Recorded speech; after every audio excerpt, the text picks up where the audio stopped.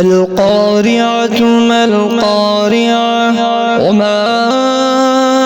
أدراك ما القارعة يوم يكون الناس كالفراش المبثوث وتكون الجبال كالعهن المنفوش